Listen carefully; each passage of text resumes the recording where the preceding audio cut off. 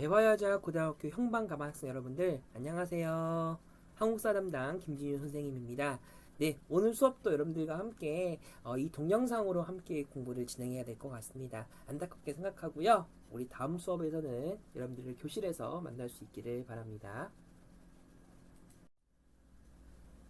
네, 우리가 오늘 배울 내용은 저번 시간에 이어서 4단원에 해당하는 경제 파트와 사회 문화 파트에 대한 내용을 공부하고 있었는데요.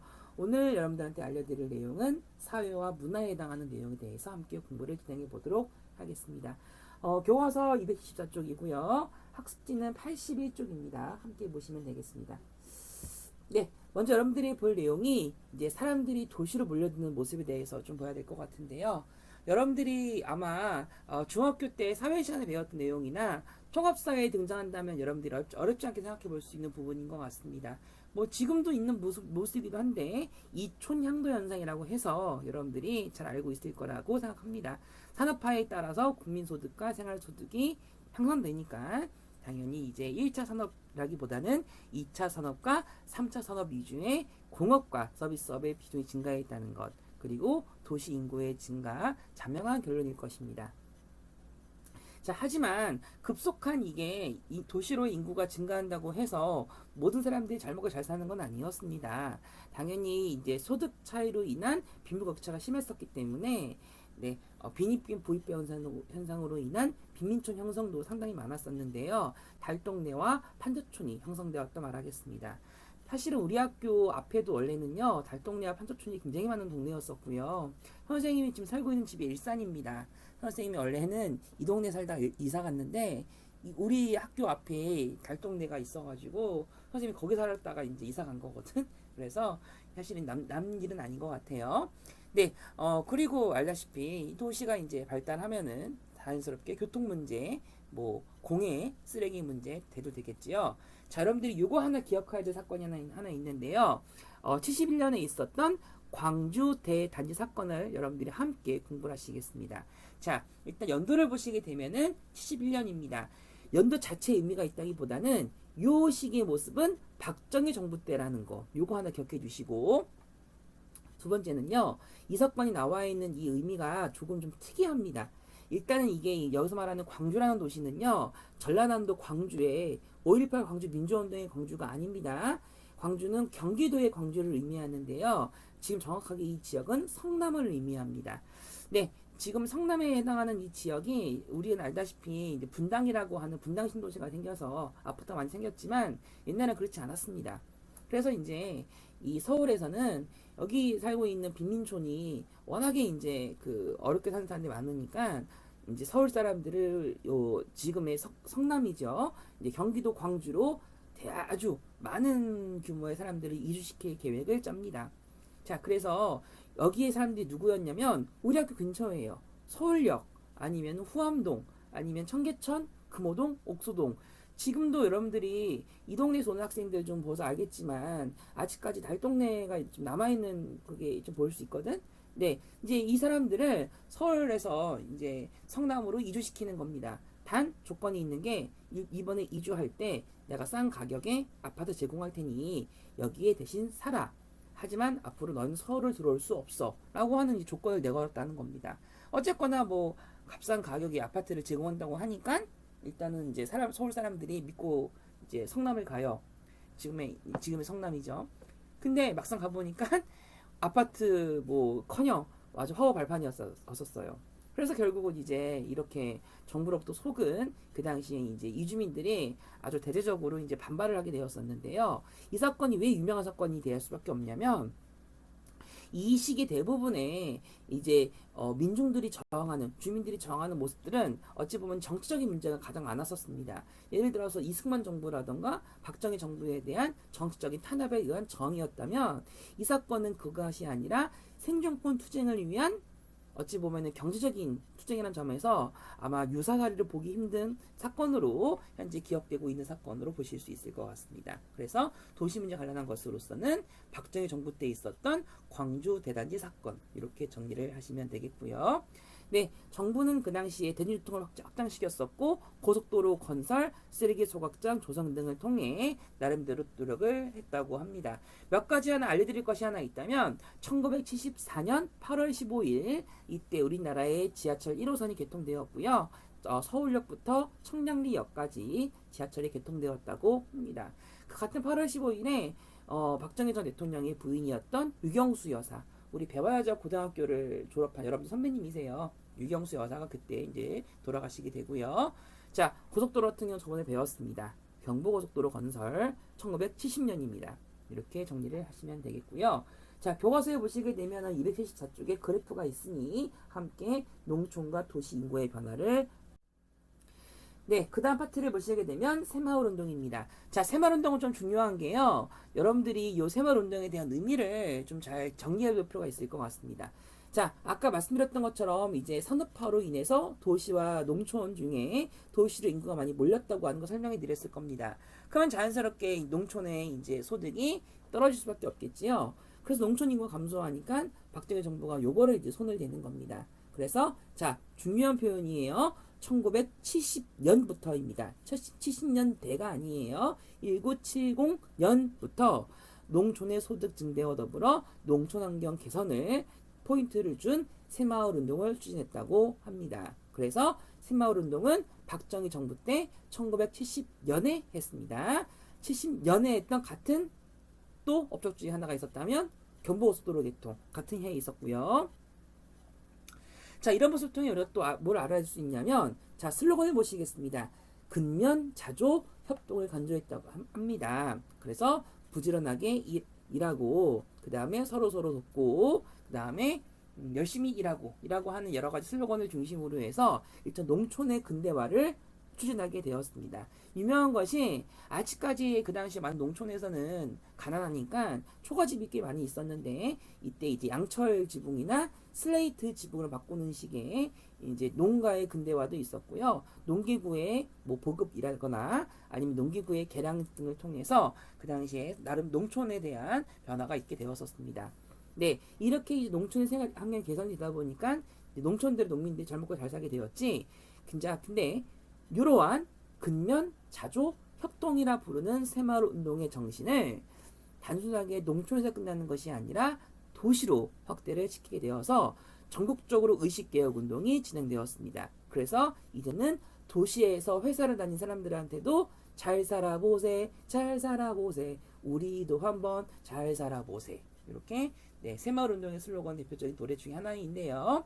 근면저조협동이라고 하는 슬로건을 중심으로 근면하게 살자, 부지런하게 살고 주변 사람들 서로 돕자라는 것으로 확대되었다고 합니다.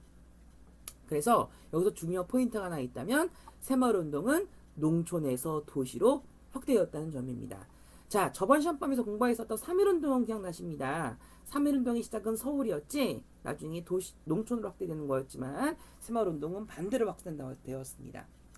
자, 하지만 새마을운동이 다 좋은 것만은 아니었었습니다. 왜냐하면 이제 농촌의 소득을 증가시킨다고는 하지만 그 당시 빚이 많이 있는 농민 같은 경우에서는 상대적으로 어려움이 다 여전히 이제 부담이 되어 있었고요. 그리고 이제 새마을운동을 통해서 이제 너희들이 그동안 먹고 살기 힘들었던 이유는 너희들이 게을러서야라고 하는 이러한 이제 부분도 강조했었기 때문에 정권의 지지 기반을 확대해서 유신 체제를 이용하는데 네, 써먹었다는 점. 그리고 이제 여기 나와 있는 사실 새마을운동에 대해서는요, 엄밀히 말하면 평가가 좀 왔다 갔다 하긴 합니다. 원래 새마을운동 관련해서 농촌의 실질적인 경제소득이 증가하는 부분도 일부는 있어. 그래서 이게 일반화를 시켜서 모두가 다 망했다라고 하기는 굉장히 어려운 부분이고요. 새마을운동으로 인한 농촌의 근대가 일어난 것은 사실입니다. 아시겠죠? 하지만 새마을운동 자체가 유신체제를 유지하는데 이용됐다는 점은 우리가 피할 수 없는 비판점으로 함께 정리를 하시면 될 것 같습니다. 이렇게 해서 214쪽에 해당하는 내용을 마무리 지을게요. 네, 그 다음 내용 보시게 되면은 70년대에 있었던 농민운동에 대해서 공부하시겠습니다. 자, 아까 알려드렸던 것처럼 농민들은 요 시기 때 새마을운동을 통해서 근대화 과정이 일어나게 되었었는데요. 이제 문제는 무엇이냐면 이 농촌에서 이제 농산물이 생산되면은 이 내용을 바탕으로 도시에 이제 인구들이 계속 증가하니까 식량 문제를 해결하는 과정에서 이제 저렴하게 도시에 풀게끔 물가를 제한하는 거야. 그러면 당연히 이제 싼 가격에 농산물을 구입해야 되잖아. 이제 이런 과정에서 농촌 경제가 당연히 악화될 수밖에 없는 겁니다. 그럼 열심히 농사를 지은 농민들한테는 희망이 사라지는 거잖아. 그치? 자, 대표적인 사례가 하나 있는 게 한평 고구마 사건이라고 합니다. 한평은 지금의 이제 전라남도 목포 앞에 있는 그 지역이고요. 요즘에는 한평 나비축제로 유명한 지역이기도 합니다. 자, 농협 지금도 있어요. 그 당시에 이제 한편 지역 사람들한테 고구마를 이제 일정 가격에 이제 사드리겠다. 그러니까 열심히 농사 지어라 라고 했는데 이제 나중에 농협이 농사를 지은 도구마를 이제 나중에 수매를 안 하는 거야. 그래서 결국 나중에 많은 피해를 입었으니까 한평 농민들이 보상 투쟁을 하게 되어서 결국 나중에 3년 만에 피해 보상을 받아낸 사건이라고 합니다. 자, 이것도 마찬가지로 왜 중요한 사건이 되었었느냐? 여전히 이 시기 때도 많은 우리 민중들의 그 정치적인 저항이 많았지만 여기는 또 특이하게 한평 지역에서 생존권 투쟁을 위한 경제적인 투쟁했다는 점에 있어서도 굉장히 이색적인 사례로서 함께 정리해 보실 수 있을 것 같습니다. 자, 그리고 80년대 이후 됐을 때는요, 이제 부족한 농산물의 수입을 확대하는 전두환 정부의 정책으로 인해서 이제는 국산품을 사용하고 농산물 수입 개방을 반대하자라고 하는 것도 함께 전개되었다고 볼 수 있을 것 같아요.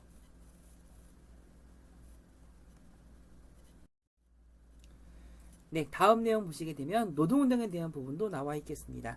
당연히 산업화에 따른 도시 노동자가 증가하게 되면서 이제 기업에서는 이윤 추구를 하려고 할 것이고 당연히 노동자의 그런 이제 권리나 노동자에 대한 처우를 많이 무시하는 상황이었고요. 노동자는 이거에 대한 저항하는 과정도 함께 있었습니다. 그래서 결국은 이제 정부와 기업은 노동자들한테 너희들 조금만 고생하자. 응? 우리나라를 위해서. 우리 기업을 위해서 이렇게 이제 희생을 강요하는 거예요. 그래서 저임금 정책, 열악한 노동 환경이 그 당시 부과되었다고 말할 수 있겠습니다. 여기서 그 당시 있었던 이제 엄청 힘들었던 삶을 알 수 있겠는데, 자, 이 시기 때 대표적인 인물 하나 알려드리게 되면은 우리는 아름다운 청년 전태일 이렇게 기억을 해주시면 좋을 것 같습니다. 자, 교과서에 사진이 있습니다. 나중에 또 보여드릴 예정인데요. 워낙에 중요한 사람이라서 잘 정해 보시면 될 것 같습니다. 자, 이 사람은 원래 종로 유가, 청계천 유가에 해당하는 평화시장에서 근무하고 있는 이제 사람이었는데요. 거기서 이제 재봉사로 인하는 수많은 여직공들이 아주 가혹하게 일을 하고 있는 장면을 보면서 이제 이러한 이제 투쟁을 내세웠다는 겁니다. 그래서 우리 노동자들의 권리를 보장해주고 그리고 우리 기업들도 법대로 회사를 운영해라 라고 하는 것을 주장하게 되었었는데요. 우리는 이러한 모습을 근로기준법을 준수해라 라고 말할 수 있겠습니다. 물론 그 당시에 전태일 이분은요 실제로 이 시기 때 박정희 전 대통령한테 편지를 써서 정말 이런 그런 정말 어려움을 호소했다고 하는데 나중에 정부가 이 말을 들어주지 않자 이 전태일 이 청년께서 1970년 11월 13일 자신의 몸에 이제 석유를 뿌리고 분신 자살을 하게 됩니다. 네, 지금도 청계천 육가에 가게 되면요, 그 다리에 청계천 다리 위에 전태일요 상이 있어요. 우리 교과서에 적혀 있지요. 청계천 버들다리 위에 세워져 있다고 하는데 우리 근처에 사는 학생들은요 찍어서 나중에 우리 친구들끼리 공유하면 좋을 것 같습니다. 네, 그래서 노동자 생존권 보장 투쟁이 증가하게 된 계기가 되었고 나중에 노동조합 설립의 시도가 되면서 이제 나름대로 노동운동에 대한 관심이 증대되었지만 박정희 정부는 노동운동을 탄압하는 것을 지속했다고 해서 이런 노동운동을 묵살했다라고 말할 수 있겠습니다. 자, 연도 중요합니다. 1970년. 그래서 경부고속도로 개통, 새마을운동 시작, 전태일 분신 같은 해에 있었습니다. 아시겠죠? 요 연도도 염두해 주시면 좋겠습니다. 자, 우리 교과서에 보시게 되면 우리 역사를 만든 인물이라는 자료가 나와 있는데요. 네, 중요한 표현 나와 있지요. 근로기준법을 준수하라. 이 표현 기억해 주시길 바라겠습니다. 알겠죠? 그 당시에 이러한 이제 근무에 대한 조건을 제시했던 겁니다. 네, 우리는 지금 보면 당연한 말 아닙니까? 일을 8시간 일하기. 그리고 일주일 동안 48시간 근무하기, 일주일에 한 번의 휴식 시간을 보장하기. 어찌 보면 이것도 굉장히 과한 근로 환경일지 모르겠는데요. 그 당시 이것조차 안 지키는 것이 되게 많았다고 볼 수 있겠습니다. 그래서 여기 유명한 우리 전태일의 작성한 탄원서 함께 볼 수 있겠는데요. 그 당시에 근로기준법은 전혀 지켜지지가 않았고 노동자들의 열악한 노동 환경은 지속되었다고 볼 수 있겠습니다. 네, 교과서를 넘어가시게 되면은 276쪽에 해당하는 이제 문화사 함께 보도록 하시겠습니다. 뭐 대단한 것이 많이 있는 건 아닌데요. 네, 포인트를 중심으로 내용을 볼 수 있을 것 같습니다. 네, 텔레비전이 보급되면서 이제는 라디오뿐만이 아니라 텔레비전 방송국이 개국되었었는데요. 우리 교과서에 보시게 되면 한국방송공사 KBS가 여기 사진으로 나와 있겠습니다. 그리고 이제는 컬러 텔레비전이 보급되는 과정도 있었고요. 네, 이런 과정에서 대중문화 확산에도 기여했다고 말할 수 있겠습니다.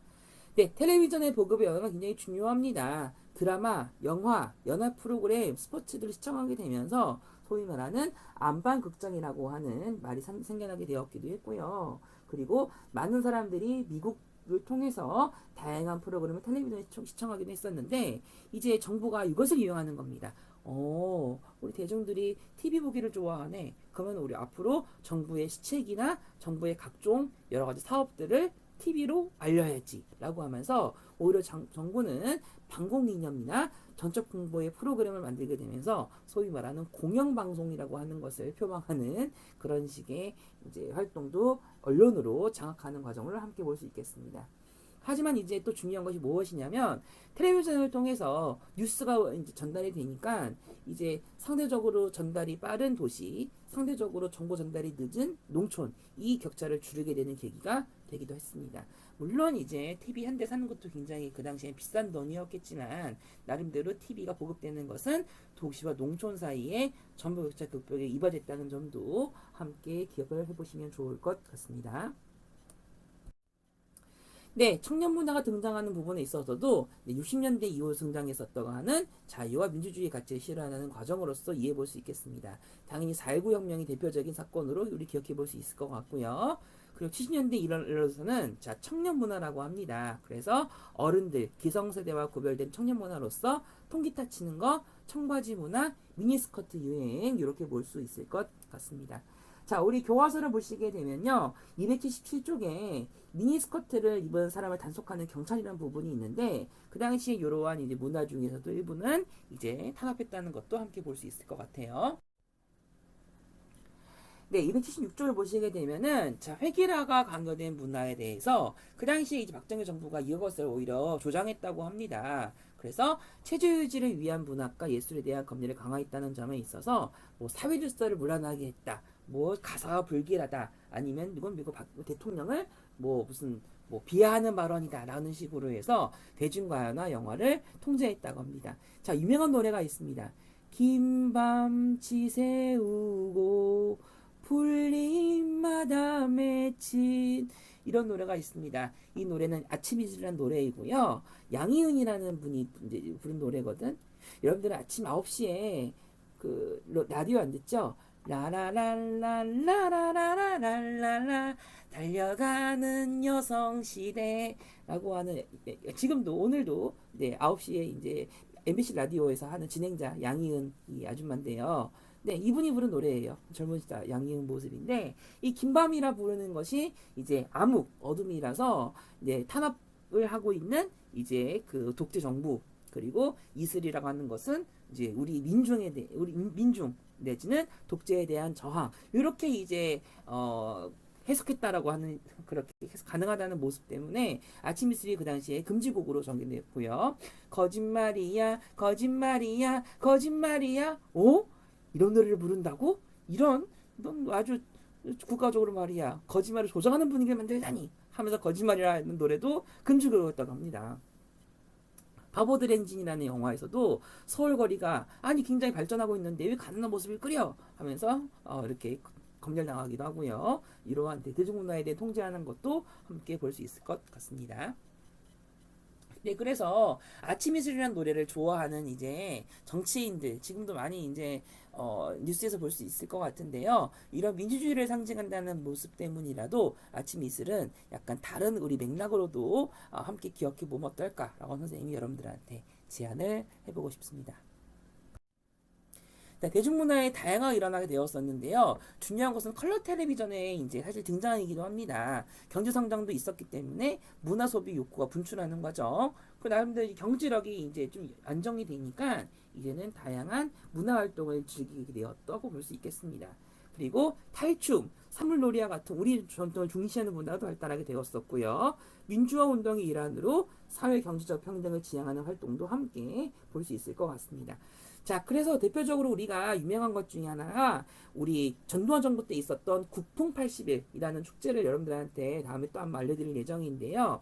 이제 통행금지가 해제가 되다 보니까 지금은 여의도 공원인데 옛날 여의도 광장이 아스팔트로 쫙 펼쳐진 광장이었었어. 쌤 어렸을 때 거기서 자전거 타고 놀았거든요. 여기에 이제 일주일 내내 밤새도록 축제하고 즐기고 노는 거야. 그러면서 다양한 공연도 하고 그 당시에 이제 무슨 이렇게 다양한 프로그램이 진행되었었는데 여기에 탈춤과 사물놀이를 많이 했었습니다. 네, 그리고 스포츠 문화 발달이 있었는데요. 여러분들은 혹시 어느 팀이십니까? 참고로 배화여자 고등학교의 대부분의 그 교사분들은 기아를 되게 좋아합니다. 혹시 기아 팬 있으면 손 들어 보실까요? 별로 없네. 알았어요. 뭐 각자 좋아하는 팀이 다를 텐데 이 프로야구 개막 80년대 초반입니다. 근데 문제는 이 프로야구 개막이 전두환 정부의 굉장히 중요한 시책이었었거든요. 잠시 후에 이제 전두환 정부 설명을 알려드리겠고요. 자, 서울 아시안 게임 네, 개최 전두환 정부 때 있었고요. 그리고 우리나라에서 올림픽을 개최하게 됩니다. 88년이기 때문에 노태우 정부 때 있었는데 당연히 올림픽이 바로 그 1년 당일에 다 한 건 아니기 때문에 이 올림픽을 이제 유치하게 된 것은 전두환 정부의 또 이렇게 업적으로 볼 수 있을 것 같아요. 네, 교과서에 등장하는 단속받던 일상의 문화라고 해서 네, 이거 보시면 남자들은 장발 이렇게 막 깎아버려. 바리깡으로 징 깎아버리고 여자들은 네, 미니스커트 길이 짧다고 이렇게 자로 재버리고 지금 생각하면 상상도 할 수 없는 이거 성희롱이죠. 네, 이렇게 아주 비인간적인 모습도 함께 볼 수 있을 것 같습니다. 네, 다음 보시게 되면 언론 탄압과 저항이라는 또 섹션이 있는데요. 네, 박정희 정부가 출범 직후부터 언론을 통제하고 특히 유신헌법 선포 이후에는 아주 본격적으로 언론을 탄압했다고 합니다. 자, 교과서에 보시게 되면 백지 광고 사태라고 하는 사례가 나와 있는데요. 여기 나와 있는 설명처럼 그 당시에 이제 중앙정보부의 압력으로 이제 광고주들이 무더기로 광고를 해약하는 사태가 벌어졌다고 하는데 오른쪽에 보시는 이 하얀 과정이 광고가 사라진 이 모습으로 네, 교과서에 보시게 되면 각종 사진들이 있기 때문에 여기 나와 있는 설명을 통해 정리해 보시면 될 것 같고요. 네, 여기 나와 있는 이 컬러 텔레비전이 사실은 굉장히 중요한 의미가 있습니다. 흑백 텔레비와 컬러 텔레비는 굉장히 큰 차이가 존재하는 게요. 그동안에 TV를 통해서 영화나 드라마를 봤을 때는 사람들이 그냥 그저 그런 모습을 생각할 수도 모르겠지만 컬러 텔레비전의 등장은 이제는 알록달록한 색깔을 통해 사람들이 무슨 옷을 입고 있는가에 대한 관심이 증가하게 되는 거야. 그래서 80년대부터 우리나라의 패션에 대한 그 발전이 폭발적으로 증가하게 됩니다. 이것이 컬러 텔레비전이라고 부르는 기술과 무관하지가 않아요. 자, 프로야구 개막 연도 나와 있습니다. 82년입니다. 자, 오비 베어스. 네, 지금도 우리가 바뀐 이름으로 자, 두산으로 있고요. 해태 타이거스, 지금의 기아입니다. 이런 이제 프로야구 개막은 전두환 정부 때 있었고요. 사물놀이 공연은 그래서 80년대 이후에 대학가를 중심으로 발전했다고 합니다. 그래서 지금도 유명한 대학교들의 몇몇의 동아리에는 당연히 사물놀이 배 공연을 하고요. 네, 손에 손 잡고 벽을 넘어서라고 노래가 있었던 서울올림픽 개최 선생님 3살 때 이 올림픽을 봤었습니다. 네, 교과서에 관련한 우리 278쪽에 자료가 있는데요. 이것도 나중에 한번 참고만 하시면 될 것 같습니다. 네, 이렇게 해서 우리가 바로 이어서 우리 정치사에 해당하는 6월 민주항쟁 함께 공부를 해보도록 하시겠습니다. 네, 우리가 배울 내용은 교과서 280쪽부터고요. 학습지 83쪽 준비하시면서 이어서 내용을 공부해 보도록 하시겠습니다. 자, 우리 교과서를 보시게 되면 280쪽에 촛불집회 그림이 있는데요. 여러분들이 혹시 다녀오셨습니까? 선생님도 다녀왔는데요. 네, 2016년에 이제 세월호 3.4 2주기 추모 촛불 집회도 있었고, 또 박근혜 정권 이제 하야하라고 하는 촛불 집회도 있었는데, 우리가 이제 이번에 요러한 80년대 이후에 있었던 우리 민주주의 발전 과정을 함께 공부를 진행해 보도록 하시겠습니다. 자, 여러분들이 이번에 공부하시면서 281쪽, 282쪽은 정리를 좀 잘 하셔야 됩니다. 중요한 포인트가 정말 많아요. 네, 그리고 여기 나와 있는 부분은 자, 전두환 정부에 해당하기 때문에 1980년대에 있었던 전두환 정부의 상황을 꼭 정리해 주시길 바라겠습니다. 자, 이거부터 보세요. 자, 이 모습은 제목을 조심하셔야 되는 게 신군부 집권입니다. 아직 전두환 대통령이 되고 나서 상황 아닙니다. 이거 좀 조심하셔야 돼요. 자, 12.12 사태 이후로 전두환이 권력을 장악하게 되었습니다. 배웠습니다. 그치요? 그리고 나서 1980년 5월 18일에 광주에서 있었던 5.18 광주 민주화운동을 진압하게 되고, 그 다음에 이제 전두환이 통일주체 국민회의에서 대통령에 당선되었었는데, 그 전까지의 대략 한 6개월에서 7개월 정도 상황입니다. 자, 전두환과 함께 그 당시 노태우도 있었는데, 이 세력은 국가보위 비상대책위원회라는 기구를 만들어서 그 당시에 정권을 장악했었고, 그 당시 민주주의 사람 정치인들을 그 당시 구금하거나 정치활동을 제한하거나 언론을 통제했다고 합니다. 자, 이 단어 무조건 중요합니다. 외우세요. 국가보위 비상대책위원회. 여러분들이 그동안에 배웠던 몇 가지 기구들이 있었던 게 국가재건 최고회의, 국가보위 비상대책위원회, 통일주체 국민회의, 세 가지 차이 정말 중요하고요. 어찌 말한다면 국가재건 최고회의와 여기 나와 있는 국가보위 비상대책위원회는 공통점이 있어. 둘 다 군부 세력 때 등장했던 기구야. 하지만 국가재건 최고회의는 박정희 군부 세력이었고, 국가보위 비상대책위원회는 전두환 신군부 세력이지요. 이렇게 여러분들이 구별해 보는 거 중요합니다. 그래서 그 당시에 있었던 기구 이름 하나 가지고도 그 당시에 군부 세력 차이를 솎아낼 수 있습니다. 자, 언론 통폐합합니다. 몇 가지의 이제 사례 하나 알려드리겠는데요. 그 당시에 우리나라에 몇 개 방송사가 되게 많았어. 그랬는데 그 중에 이제 TBC라고 하는 그 방송이 동양방송이라고 합니다.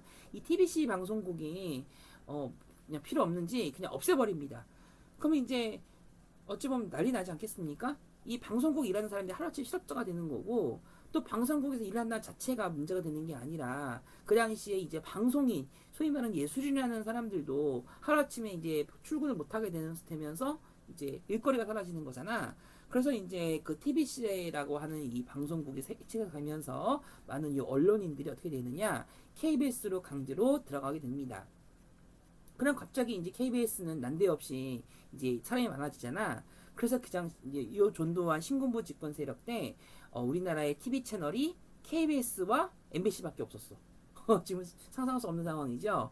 자, 그래서 결국 나중에 이 TBC 인원이 들어오게 되면서 KBS 1, KBS 2 이렇게 구분이 되었다고 합니다. 그래서 지금도 사실은 성격이 많이 남아있는 게 KBS 1은 약간 이제 정보 전달 내지는 교양 프로그램 위주로 했었고, KBS 2 텔레비전 같은 경우는 약간 드라마나 영화 같은 조금 이제 예능 관련한 부분을 다루는 거. 어찌 보면 지금도 약간 성격이 남아 있을 수 있겠는데요. 이런 모습을 통해 언론의 통폐합하는 과정을 볼 수 있겠습니다. 자, 이 TBC 방송 이렇게 망했을까요? 아니요. 2001년에 다시 부활하게 되었었는데, 2011년이다. 31년 만에 부활합니다. 자, 뭐라고 하는지 아십니까? JTBC라고 해요. 그래서 지금의 JTBC라고 하는 이 종합편성 채널은 옛날에 있었던 TBC를 계승하고 있다라고 표방한다고 합니다. 자, 그 다음에 나와 있는 삼성교육대가 나와 있는데, 자, 이거 좀 기억하시길 바랍니다.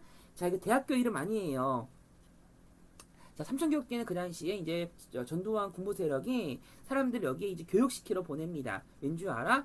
너는 사회의 인간 쓰레기야 하면서 그 당시에 삼성교육대에 가서 정신개조를 받고 이제 진정한 대한민국 국민이 되어라 라고 하면서 이제 훈련받게 하는 겁니다. 자, 근데 얘들아, 이 훈련 받는 모습을 보세요. 아니, 정신개조를 하는데 왜 강목을 왜 이렇게 왔다 갔다 들고 서 있어야 되지? 자, 소위 말하는 불량배 소탕이라는 명목으로 해서 사회정화 활동으로 이제 특수교육기관으로 사람들을 이제 군대에 보냅니다. 이게 군대랑 똑같은 군사훈련이에요. 근데 당연히 그 당시에 이제 신군부 세력에서는요, 이 불량배라고 하는 이 단어 자체가 물론 진짜 불량배도 있지만 각종 잡범들도 많았고, 자, 나중에는 이 삼전교육 때에 인원이 모자라니까 고등학교에서 몇 명을 이렇게 채용을 합니다. 무슨 소리냐? 담임 선생님이 이제 학급의 몇몇 학생들 상담을 해가지고 너 혹시 삼전교육대 다녀올래? 이거 굉장히 먹여주고 재워주고 군사훈련 시켜준다 하더라. 체력 훈련 좀 받아와. 이렇게 꼬드겨가지고 삼전교육대에 보내버려. 이런 말도 안 되는 일이 되게 많이 있었는데 결국 이런 삼전교육대는 정말 무고한 사람까지 끌고 가면서 가혹한 훈련과 노동을 강요받았다고 합니다. 그리고 여기서 말하는 불량배라는 단어는 전두환 신군부의 입장이었었기 때문에 당연히 정치적으로 민주주의 투사들도 많이 갔겠지요. 그래서 삼전교육대에 대한 이제 앞으로 우리나라에서도 이제 어찌 보면은 요거에 대한 그 진상규명 다시 해서 보상을 해야 되지 않을까라는 부분이 남아 있는 것 같습니다. 하지만 결국 이후에 결국 이제 전두환이 대통령 네 여기 나와 있는 내용입니다. 자 이거 순서 잘 정리하세요. 자 그래서 제10대 최기화 대통령이 사임을 하게 됩니다. 왜? 이제 전두환 신군부 세력이 권력 장악해버려서 그래서 통일주의 국민회의에서 제10대 대통령으로 선거가 돼서 전두환이 단일 후보로 당선됩니다. 그리고 자 근데 문제는요. 그 당시에 이제 전두환의 그 부하들도 이 상황을 알아. 왜냐하면 이제 굉장히 그 권력을 낼름 먹었잖아. 또 쿠데타를 통해서 얻었으니까요. 이제 부하들이 건의합니다. 대통령 각하 이번에 대통령 지금 되신 거는 좋은데 국민들의 반발이 상당합니다. 우리 명분이 없잖아요. 그러니 헌법을 바꾸어서 나름대로 국민들한테 안심할 수 있는 그러한 내용을 넣도록 하시지요. 라는 개헌을 그날 주장이 되었습니다. 자, 그 당시에 전두환 전 대통령의 발언입니다. 뭐야?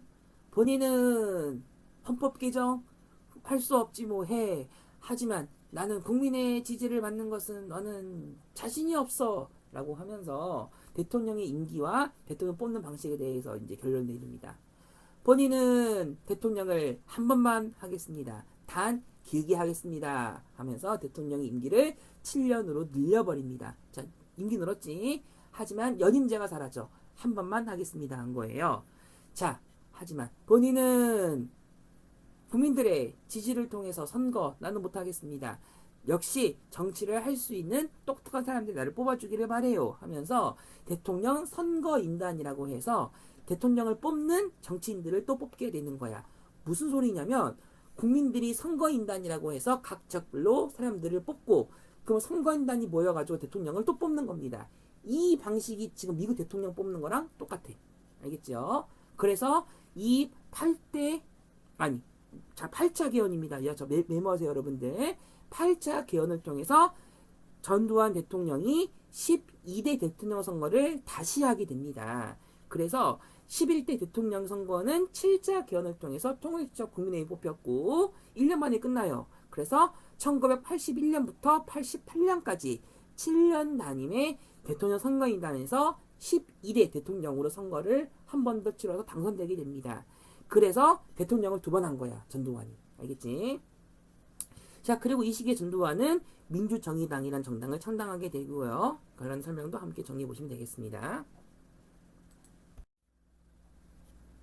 자, 이렇게 전두환 정부가 이제 정권을 장악하게 되면서 이제 국민들한테 이제 평화의 제스처를 보내게 됩니다. 내가 이만큼 내가 너희들 위해 베풀어 줄게라는 개념인데요. 자, 일단은 자 국민들한테 표방했던 정책으로서 우리는 유화 정책이라는 말을 설명할 수 있겠는데 뒤에 거 먼저 해드리겠습니다.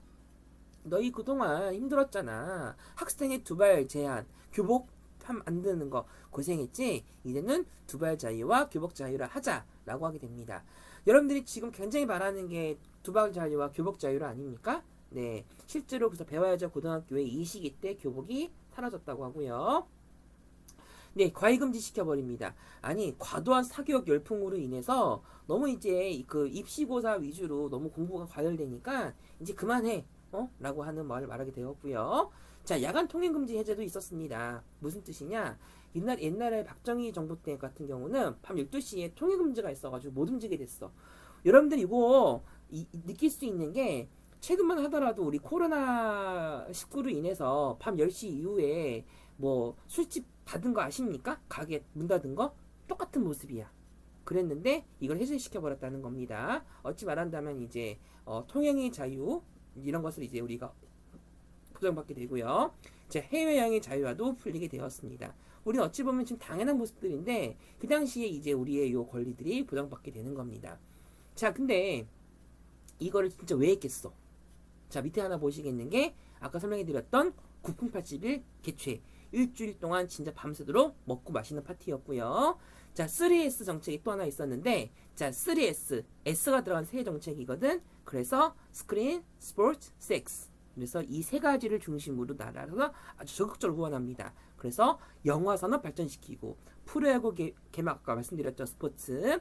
자, 그 다음에 성문화라고 해서 다양한 그런 외설적인 영화들이나 아니면 많은 그런 이제 그 빨간 딱지가 붙은 영화들이 만들어지게 됩니다.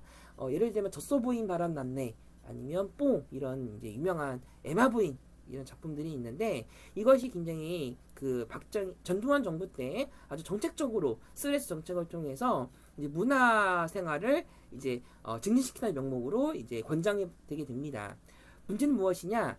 이것들을 하게 되는 것이 결국은 국민들이 점점 멍청해지고 정치의 생각을 하지 못하게 하는 것으로서 어찌 보면 유화 정책이라고 하는 것의 교묘한 아주 고도의 전두환 정부의 술책이었음을 우리가 인식해야 될 것 같습니다. 당연히 그리고 전두환 정부에 반대하는 세력들에 대해서는 대학생의 강제 징집해서 탄압을 가했다는 점도 빠질 수.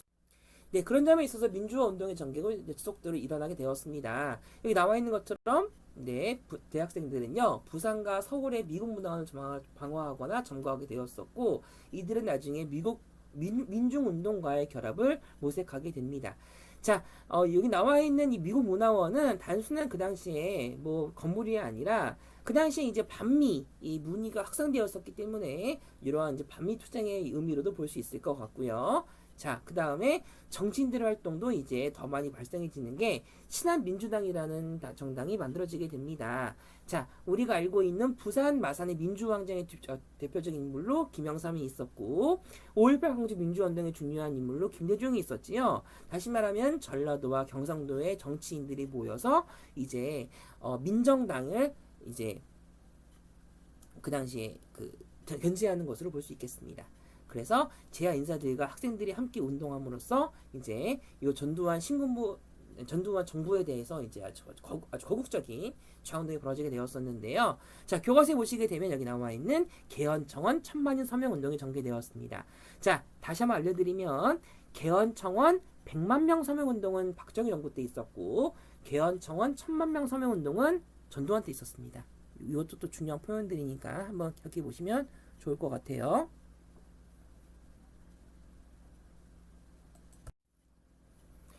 그럼 본격적으로 6월 민주항쟁에 대해서 공부를 해보도록 하겠습니다. 자, 밑에 나와 있는 TMI부터 공부를 좀 해봐야 될 것 같은데요. 일단은 요 80년대에 이제 중후반이 되면서 전두환 정부에 대한 이제 반정부 시위가 아주 대학생들을 중심으로 정말 거세졌습니다. 자, 나와 있는 건국대학교 점거 농성 사건 여기 나와 있는데요. 말 그대로이고요. 하지만 이런 사건에 대해서 전두환 정부는 아주 가혹하게 이제 탄압을 해버립니다. 유명한 사건이 하나 존재하는 게 부천경찰서 성고문 사건이라고 하는데 말 그대로예요. 부천경찰서에서 여대생들 데리고 와서 신문을 하는데 성고문까지 하게 됩니다. 아주 경찰이 잘못됐죠. 이런 과정에서 자, 사건 왼쪽부터인데 박종철 고문 치사 사건이 등장하게 됩니다. 자, 이때 사건이 여러분들 정말 중요합니다. 자, 연도와 관련해서 우리 과정 정확하게 기억해 주시기 바랍니다. 자, 87년 1월 14일 서울대학교 언어학과를 다니고 있었던 박종철 학생이 수사를 받는 도중에 죽어버립니다. 자, 근데 이제 그 당시에 박종철 학생이 시위에 참여했으니까 시위에 왜 참여했니? 라고 하는 신문 과정이 있었는데 그 당시에 이제 경찰이 바른대로 말하지 못하겠니? 책상을 탁 쳤대. 했더니 박종철 학생이 하고 쇼크사로 죽었다고 합니다. 아니 선생님이 여러분들한테 이렇게 잠 깨라고 교탁을 빵 치면은 여러분들이 막 쇼크합니까? 김준현 선생님 죽어라! 막 이렇게 말이 안 되죠. 근데 그렇게 경찰이 발표해 버립니다. 나중에 그래서 이제 사람이 죽었으니까 당연히 시체를 부검하러 오지 않을까요? 중앙대학교 오연서라는 그 당시에 의사가 부검을 하는데 이상한 거야. 시체가 온몸에 막 팅팅 부어 있는 겁니다. 아니 슈퍼 서 있는데 왜 몸이 불어 있지? 아 물검으로 죽었구나 라고 해서 이 오연서라고 하는 양심 있는 이 의사가 이 박종철이라는 학생이 죽은 거에 대해서 사실을 폭로합니다. 이후 나중에 천주교 정의구현 전국사재단, 전국이라는 단어 빠져 있는데 정식 명칭은 천주교 정의구현 전국사재단입니다. 그래서 결국 이제 이 사건이 경찰이 고문을 하게 돼서 죽었다고 폭로를 하게 됩니다. 자, 이렇게 되면서 이제 대학생들은 엄청나게 많은 반발을 하게 되었고요. 관련한 사진으로 우리 교과서에 293쪽에 있는 사진을 선생님이 갖고 왔습니다. 자, 그러면서 결국 이제 반정부 시비가 거세지게 되면서 대통령 직선제 개헌을 요구하게 되었었는데, 그 당시에 이제 전두환 정부는 아주 이거에 대해서 4.13 호원 조치를 단행하게 되면서 우리 국민들의 요구를 묵살하게 되었습니다. 이 사건에 대해서는 선생님이 잠시 후에 다음 슬라이드에서 말씀드릴게요. 자, 사실은요, 그렇게 할 만한 이유가 있었던 게, 아까 설명해 드렸던 4.13 후원 조치. 자, 아까 단어 하나 하고 넘어갔었는데, 원래 이런 말을 합니다. 본인은 임기 중 현행 헌법이 변화가 불가능하다고 생각하고, 현행 헌법에 따라 88년에 대통령이 정상적으로 등장할 수 있을 것을 엄숙히 선언합니다. 헌법을 수호할 거예요. 라고 하는 호원 조치를 87년 4월 13일 날 말하게 됩니다. 그 말을 듣고 시민들의 분노가 엄청 커진 거야. 뭐? 이렇게 상황이 심각한데 우리 대통령께서 계속 이 헌법을 지키겠다고 말도 안 되는 헌법을 계속 유지하겠다고 하면서 이제 민주헌법 쟁취운동 국민본부가 만들어지게 되면서 시민들의 분노가 아주 극에 달하게 됩니다. 자, 이런 상황에서 이제 아주 본격적으로 1987년 6월 달에 시위가 거세지게 되었었는데요. 연세대학교 경영학과 3학년에 재학 중이었던 이한열 학생이 얼굴에 최루탄을 맞고 쓰러지는 일이 벌어지게 됩니다. 자, 교과서에 있는 사진입니다. 여기 YONSEI 요 I 하나 빠졌는데 요거 이렇게 보이시지요? 네, 연세대학교 학생임을 알 수 있겠고요. 신촌 캠퍼스에서 그 당시에 이제 앞에서 시위하는데 이 최루탄을 맞은 겁니다. 우리 저번에 김주열 학생 수류탄 맞은 사건도 기억나시죠? 4.19 혁명 배경으로. 그래서 이제 이한열 학생이 이렇게 쓰러진 모습을 보고 엄청 이제 그 연세대학교를 중심으로 많은 서울에 있는 학교들과 이제 우리 시민들이 엄청나게 반발하게 됩니다. 근데 같은 날, 네, 민주정의당의 후보로 노태우가 추대되었습니다. 자, 노태우와 전두환 친구예요. 그리고 육사 후배고. 무엇을 말하는 거냐? 그 당시에 전두환은 노태우한테 안정적으로 정권을 물려줄 것을 계획했다는 거야. 근데 국민들은 이걸 당연히 알고 있었습니다. 그래서 오히려 그 다음날 이제 시위가 더 거세지게 되면서 60국민대회가 결정이 되었었는데, 자, 요 슬로건 외우시기 바랍니다. 자, 어떻게 암기하시느냐? 호헌, 철폐, 독재, 타도. 호헌, 철폐, 독재, 타도. 실제 있었던 슬로건입니다. 그리고 직선제를 개헌하라 라고 하는 것을 요구하게 되면서 그 당시 전두환 정부의 개헌을 주장하게 되었습니다. 그래서 이 시위에 100만 명 이상 참여했었는데요. 당연히 이 시위는 서울에서 있었고, 문제는 그 당시 전두환 정부가 어떻게 했었느냐? 이 시위를 막으려고 지하철 노선을 끊어버리게 됩니다. 이때 우리나라의 1호선과 2호선이 막 개통되었었는데, 자, 그럼 상상해 보세요. 하루아침에 1호선, 2호선이 끊겨버리게 돼. 시위 못하게 하려고. 그러면 이제 직장인들이 엄청 불만을 갖게 되겠지. 뭐야, 이 대학생들 때문에 전철이 끊겨서 출퇴근을 못하네? 에라 모르겠다. 호헌, 철폐, 독재, 타도. 이렇게 해서 요 6월 민주항쟁은 대학생뿐만이 아니라 어른들이 함께 가세하게 됩니다. 그래서 오히려 이 서울 우리 학교 앞이죠. 여기서 많이 이러한 6월 민주항쟁의 전개가 진행됩니다. 결국은 노태우 대통령 후보가 말합니다. 마, 민정당 대통령 후보 노태우입니다. 마, 국민의 의견 받아들이겠습니다. 마, 전두환 대통령을 만나서 그 개헌에 대해서 제가 건의하도록 하겠습니다. 라고 말을 하게 되는 것을 6.29 선언이라고 합니다. 대통령 직선제를 하겠다는 거야. 국민의 기본권을 보장하겠다고 하고 있는 겁니다. 그래서 6월 민주항쟁은 6.29 민주화 선언으로 인해 국민의 승리로 끝나게 됩니다.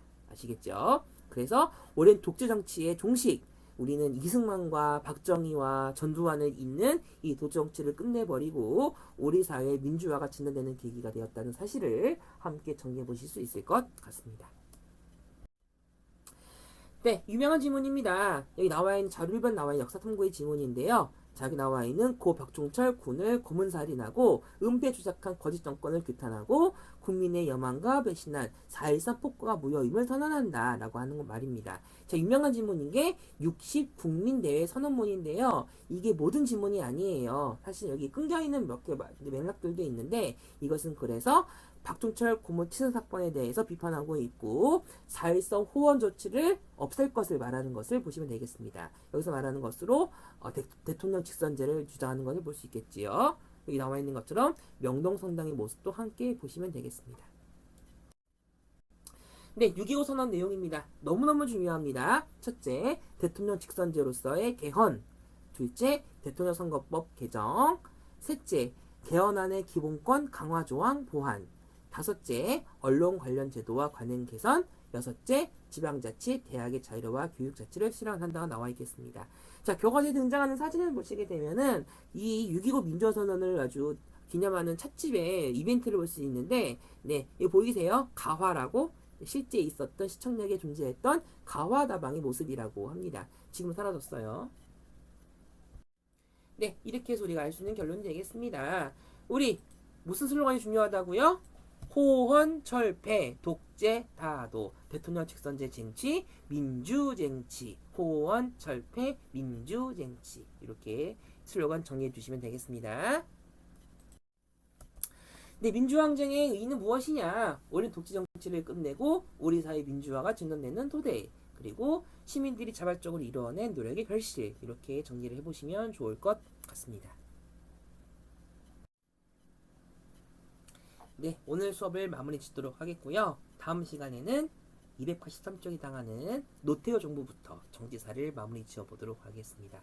네, 고생 많으셨습니다.